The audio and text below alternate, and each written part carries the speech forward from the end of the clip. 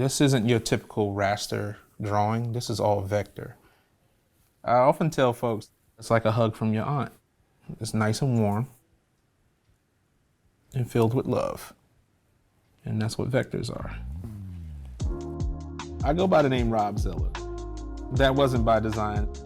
It came out of circumstances. I was like, yeah, I'm the vector art monster, you know, just trying to flex. I don't think I'm better than anybody else. It's almost like rappers.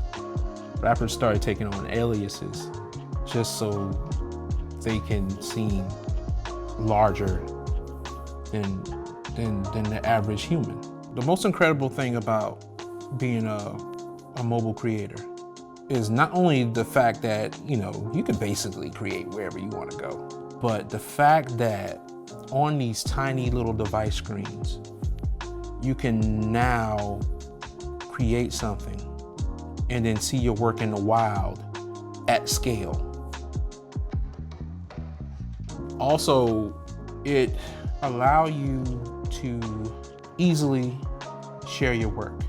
And that's with social media. That interaction on social media opened a doorway to being able to do all this stuff that I do as a job. I broke every rule possible. And I was able to take this hobby and now live off of it, just based on social media. So when it comes to this composition, it took me back to college. I graduated from an HBCU. Football games were typically a big deal. There were different reasons why someone would attend a game. The funny thing is, I can go to a game with 4 people and we're all going for totally different reasons.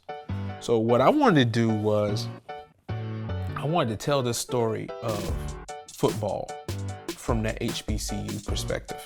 We know that it's one team versus another team. But I think that Howard and Hampton goes a little bit deeper. You know, there's another process involved. Howard University, Hampton University, HU. They want to find that evidence that their university is the real HU. And what I purposely did in the composition was I didn't have these teams facing off. I actually have these teams facing outward because I wanted to contain the action inward. What aspect of the game you usually go to the game to see is going to be the first thing that you focus on when you see this composition. My philosophy when it comes to working digital is don't deviate too far from the way that you created traditionally. Or if you're going into digital, at least experience some traditional, because you're going to have certain values to bring to this forum. Everyone doesn't create the same way.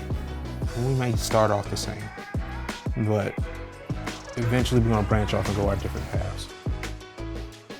And the funny thing about art is there's some folks who feel like, oh yeah, I'm going to have to change. I like to change by accident. Like, let me try something and just see how it goes, and then define how that's going to affect the way that I create moving forward.